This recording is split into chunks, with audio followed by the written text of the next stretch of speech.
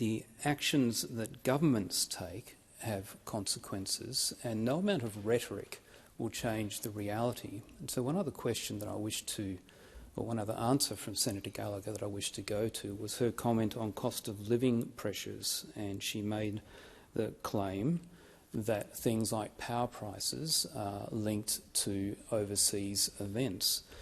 The reality on the ground, though, is that throughout 2020, the average price for energy in Europe, in Germany in particular, which has been seen as a bit of a canary in the coal mine, was in the order of 43 euros per megawatt hour. And by December of 2021, it was already increasing with an average of 213 euros per megawatt hour. And in December of 2021, before the invasion of Ukraine, it was peaking at 435 euros per megawatt hour. There were another couple of large spikes in the intervening period, but now in Germany that price has gone back to 102 euros per megawatt hour, which is still, by the way, one of the most expensive in the OECD.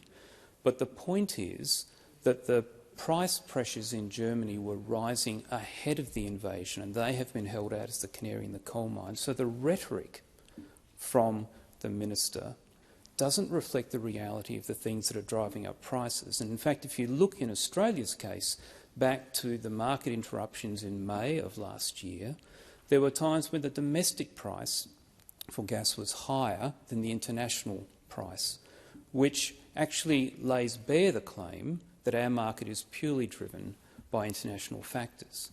And so the interventions by the Albanese government with things like their price cap, which actually decrease confidence in investment, which decreases supply, and basic market economics say that that then starts driving price factors, has an impact on the cost of living.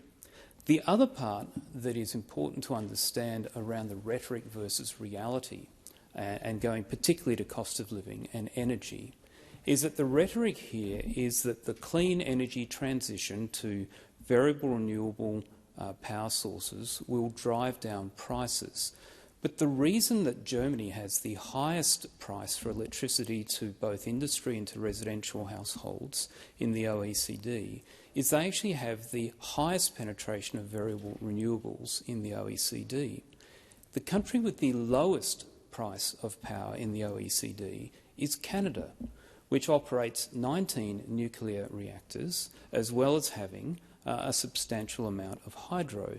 But the province of Ontario, which gets the majority of its power from those 19 nuclear reactors, is in the bottom quartile of the provinces in Canada for power. So clearly there is no correlation between the claim that large amounts of variable renewables will drive down power and that nuclear will drive up power. In fact, reality shows the opposite, and it's also borne out by the reality shown in modelling by both the OECD and the IEA, which highlights that the only way to have reliable and affordable power is to invest in baseload power such as nuclear power.